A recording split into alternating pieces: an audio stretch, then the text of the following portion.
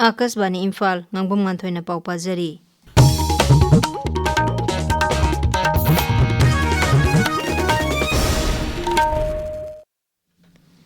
Leba asina hayeng humbudra tere suba Ganatantra Divas palan tharam pangthoknaba sem sare mapung oiba tharam New Delhi gi Kartavya Park ta pangthokani tharam aduda European Commission gi President Ursula von der Leyen na athoiba atithi oina saruk yagani. European Council gi President Antonio Luis Santos de Costa su Ganatantra Divas palan tharam yaugani. Manipur da su palan tharam si pangthoknaba mapung phana sem sare mapung oiba tharam Rajya Sarkar na sinduna Imphal gi aitihasik oiraba Kangla da pangthokani. Tharam aduda Rajyapal Ajay Kumar Bhalana jati gi machohum gi firal pahengani. Tungda March Past Parade ki salami okani amadi tongan ba police medal sing pigani.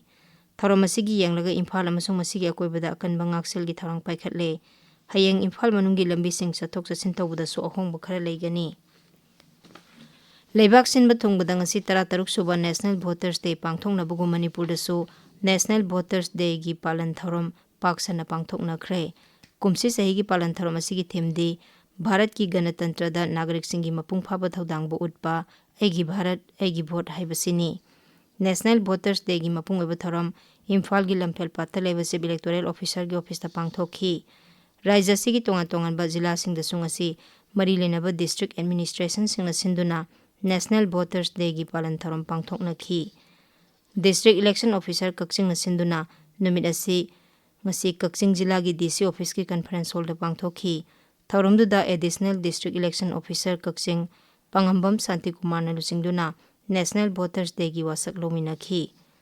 Thoubal Jila da sunumit asi Thoubal DC complex da laiba district election counting hall da pangthokhi. Thaurumduda Jila asigi deputy commissioner Yumnam Robitana nauna voter chalaba nupa masa amadi nupi masa singda epic card yanthokhi. District Administration Jiribamna District Election Officer ga khusam duna numit asi Jila asigi Deputy Commissioner Krishna Kumar na athoiba mithunglen oiduna pangthokhi. National Voters Day gi tharam asi Imphal West Senapati Tamenglong Kangpokpi Ferjol Jila singda su pangthokhi. Kuntra tare suba road safety thabunga mari lenana transport vibhag na sinduna kilometer 10 gi lamsang lamjel amang asi pangthokre. Rajya gi Additional Chief Secretary Anurag Baspai na lamsang lamjel adu Kangladagi lamthakhi. Tharamduda wangangbda Sri Anurag Baspai na hai lambida aso engham thokhandanaba sarkar na matam gi paikhalakliba khongthang singda gari thoriba singna ngakna chatpirabadi lambi gi khudong thigadabadagi kanba ngamgani. Road safety haibasi khunai asida leiriba mipum khudingmaki yaifanaba khongthang amani. Tharamduda Transport Director Khumanthem Daina su saruk yakhi. Kakching Jila gi Kakching Khunau Uchan Makhong Lekai dagi Laikhidraba Mayangnambam Risikanta gi asiba haksang ngasi JAC amasung imung manunggi miyoisingna Jenims ki moktagi lauraba matung maki pongnapam lamdamda aroiba mathau mangam pangthokre. National Health Authority na sinduna IIT Kanpur da Digital Public Goods for Health AI hena fagarhanbagi matangda Federated Intelligence Hackathon ama pangthokre. Hackathon asi syllabus da pangthokadoriba India AI Impact Summit kamari lenana National Institute for Research in Digital Health and Data Science amasung Indian Institute of Technology Kanpur na punasin bani. Numit taruk ni sumna satharakpa thauram asi tha asigi 18 da haukibani. Masina thausil tharang semliba lusingbasing amasung innovator singi marakta AI gi lamda punna thabak tawminanabagi khudongchaba piri.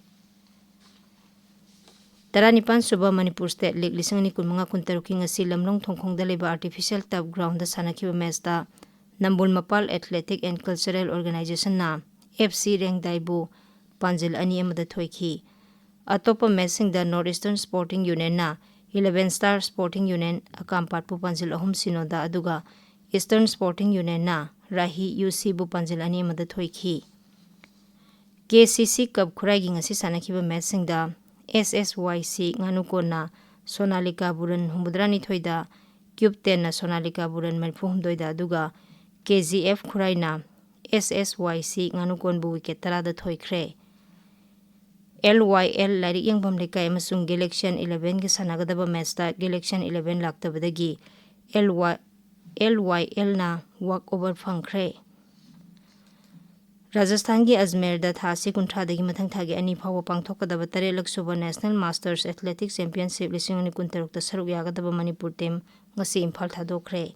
Paulo Jare.